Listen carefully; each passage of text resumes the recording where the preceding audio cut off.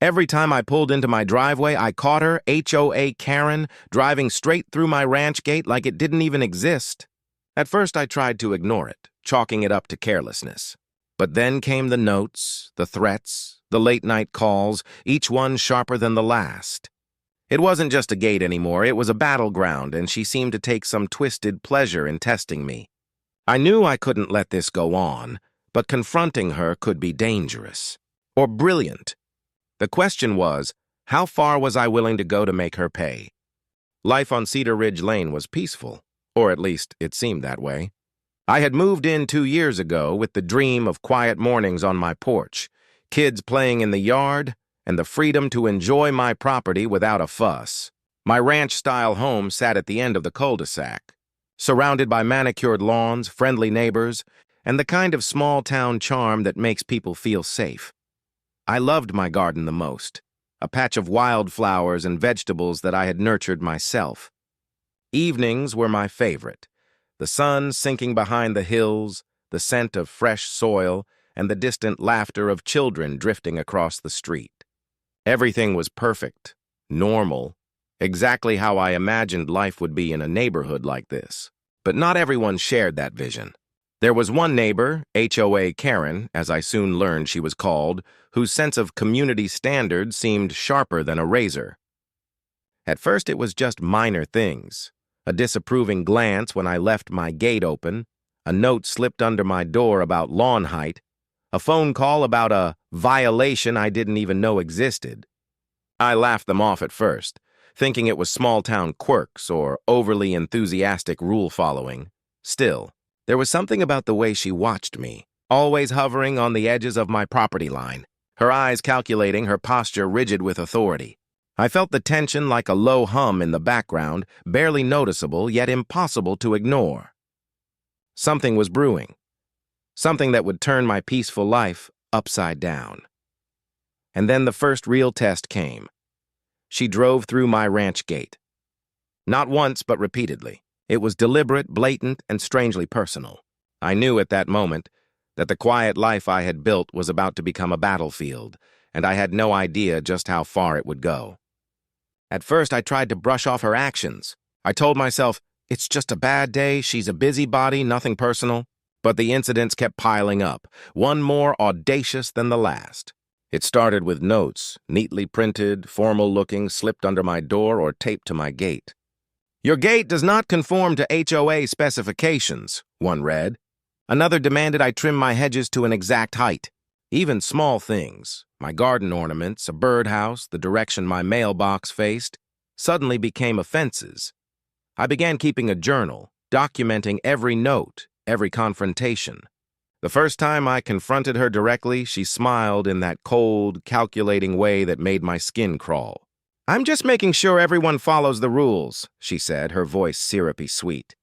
But there was nothing sweet in her eyes. I realized then that this wasn't about rules. It was about control. The HOA soon joined the fray. I received letters in official envelopes, threatening fines for alleged violations. One claimed my gate jeopardized community aesthetics. Another warned that my front lawn posed a safety hazard.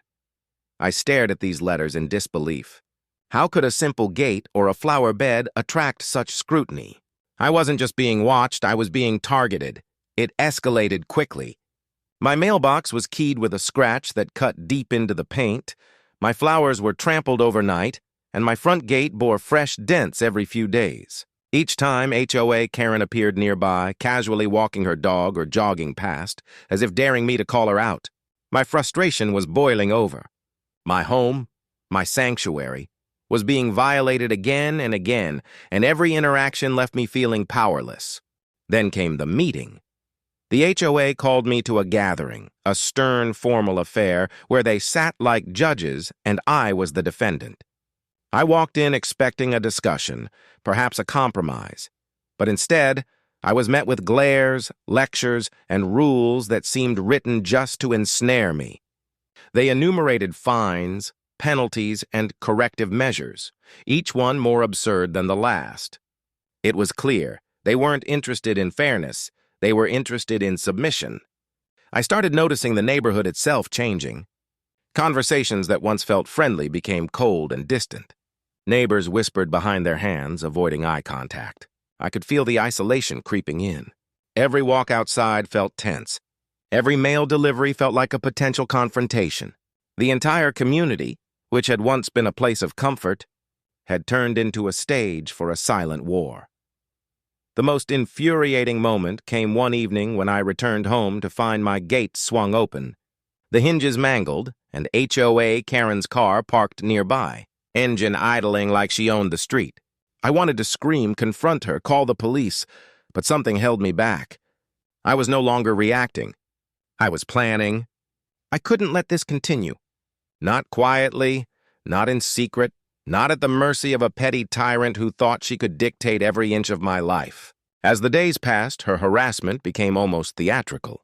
I found notes tucked into my mailbox with phrases like, "Consider this a warning," or "Next time it will cost you." I even received photographs, grainy snapshots of my gate at odd hours. Someone was watching me, tracking me. Fear was starting to mix with anger, and I knew I had to act before this escalated further, or before she broke me. I started researching. HOA bylaws, local ordinances, legal loopholes. I discovered rules they were bending, rules they were ignoring, and most importantly, rules I could use to my advantage. Each discovery fueled my determination. Every unfair fine or threat became a step toward a plan I hadn't yet revealed, to turn the tables in a way she would never see coming. Still, the tension kept mounting. Every drive down my own street felt like navigating a minefield. Her eyes seemed to follow me wherever I went. Mailboxes were checked, fences measured, and community watch meetings began taking on a hostile edge. I was on edge constantly, wondering what petty attack awaited me next. And then came the night that changed everything. I returned from a long day, the sun just dipping behind the hills, and found my gate swung open again. But this time, there was a trail, a faint, almost imperceptible track in the gravel leading from my gate toward the neighbor's property. It was a sign, a breadcrumb, a clue that hinted at the audacity of the next move. My heart raced. I realized this wasn't just a battle over rules or property anymore. It was a war of wills, one that required a level of cunning I hadn't yet tapped into. I stayed up that night, pacing my living room, weighing options, replaying every violation, every note, every condescending smile in my mind. Each time I thought about confronting her directly, I pictured the potential backlash, the fines, the humiliation. And each time my plan grew clearer, sharper, more precise. I wasn't going to let this end quietly. I wasn't going to let her win. By the next morning, I had a strategy forming, something that would finally put me in control, something that would make her think twice before ever crossing my property again. But executing it would take patience, nerves of steel, and a little bit of daring. And if I failed, well, I feared what she might do next. Little did HOA Karen know, the next move wasn't hers. It was mine. And the neighborhood was about to witness a reckoning they would never forget. By the time the weekend arrived, the tension had reached a breaking point. Every day felt like walking through a gauntlet.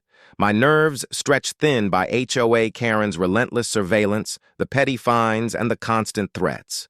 But I had spent weeks planning, studying every bylaw, every loophole, every technicality the HOA had overlooked, and I knew this weekend was my chance to flip the script. It started quietly, almost innocuously.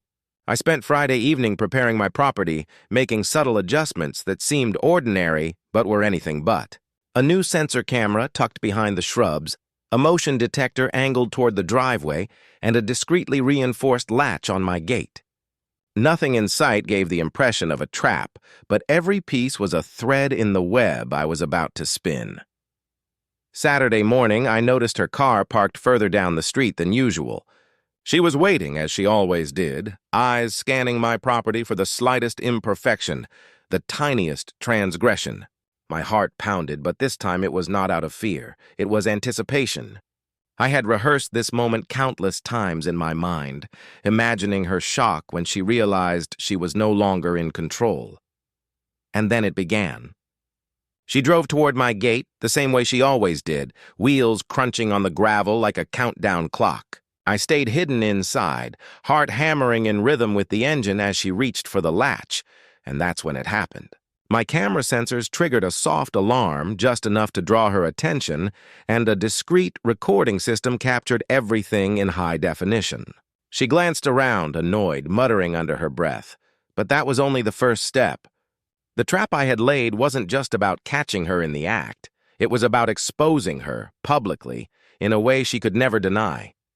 I had contacted several neighbors beforehand, planting the idea of a small, informal community inspection of fences, gates, and property lines that morning. Curious neighbors began trickling outside, cameras in hand, just enough to ensure witnesses without alerting HOA Karen to my plan. As she struggled with the gate again, frustrated by the reinforced latch, the first witnesses arrived. Their presence startled her. She straightened, scanning the crowd with that familiar cold glare. "What is this?" she demanded, voice rising, trying to assert authority. But there was no authority here. The entire street seemed to be watching, the tables turned, the silent spectators ready to see justice unfold. I emerged slowly from behind the corner of my house, not angry, not pleading, just calm. "I think we have a problem," I said, voice steady, holding up my phone, which streamed the live feed of her repeated gate violations. I could see the color drain from her face as she realized the full extent of what was happening. Every minor offense she had accused me of, every petty fine, every threat, it had been documented, meticulously logged, and now quietly, publicly displayed. She tried to regain control, waving her hands, attempting to lecture, to intimidate, but her words fell flat. Every neighbor within sight could see the absurdity of her claims. My journal, the photos, the camera footage, all visible now, all undeniable. "You've been harassing me for months," I said, letting the words hang in the morning air. "Every note, every fine, every violation you've imposed, this is the proof." I realized that my fight had become more than just about my gate or my garden. It had become a catalyst for change in the entire neighborhood. People who had previously accepted arbitrary rules and petty oversight began to question them. Conversations started about transparency, fairness, and accountability within the HOA. Meetings that had once been formalities for Karen to assert control became spaces for genuine discussion, moderated by more level-headed members who prioritized the community rather than personal vendettas. On a personal level, the aftermath of the confrontation brought both relief and reflection. I found myself sleeping better, my anxiety replaced with a cautious optimism. Where fear had once dictated my daily routines, I now felt a sense of ownership over my life and property. The gate, once a symbol of constant violation, now stood as a monument to resilience and strategic thinking. It reminded me daily that standing up, even quietly and carefully, could shift the tide against seemingly insurmountable opposition. There were small, tangible victories, too. The trampled flowers were replaced, the dented gate repaired, and I even added a few new touches. A low fence, a small garden sign, and security cameras placed discreetly to ensure accountability. Every improvement was a statement. This home was mine, and no one, not even a self-appointed enforcer, could take that away. My family, initially anxious about the conflict, gradually relaxed. My children could play freely again, laughter returning to the yard without the shadow of scrutiny. Even mundane activities, morning coffee on the porch, checking the mail, or watering the garden, felt like small acts of reclaiming normalcy and peace. After the confrontation with HOA Karen, the street felt different. The tension that had lingered for months, like an invisible fog, finally began to lift. I could feel it in the way neighbors greeted each other, cautiously at first, then with a warmth that had been absent for far too long. People smiled again, exchanged small talk, and even lingered on front porches without the heavy, watchful eyes of someone policing every step. The sense of community, which had been eroded by fear and intimidation, started to return. In the days that followed, the HOA issued no further threats. Letters stopped arriving, fines mysteriously vanished from the account, and their attempts to assert authority over my property ceased entirely. It was as though the balance of power had shifted permanently. Other residents began coming forward, quietly sharing their own experiences with Karen's overreach. Fines for minor infractions, unsolicited inspections, and subtle harassment that made them feel small, powerless, and unheard. I realized that my fight had become more than just about my gate or my garden. It had become a catalyst for change in the entire neighborhood. People who had previously accepted arbitrary rules and petty oversight began to question them. Conversations started about transparency, fairness, and accountability within the HOA. Meetings that had once been formalities for Karen to assert control became spaces for genuine discussion, moderated by more level-headed members who prioritized the community rather than personal vendettas. On a personal level, the aftermath of the confrontation brought both relief and reflection. I found myself sleeping better, my anxiety replaced with a cautious optimism. Where fear had once dictated my daily routines, I now felt a sense of ownership over my life and property. The gate, once a symbol of constant violation, now stood as a monument to resilience and strategic thinking. It reminded me daily that standing up, even quietly and carefully, could shift the tide against seemingly insurmountable opposition. There were small, tangible victories, too. The trampled flowers were replaced, the dented gate repaired, and I even added a few new touches.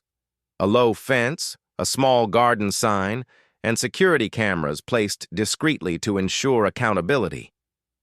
Every improvement was a statement. This home was mine, and no one, not even a self-appointed enforcer, could take that away.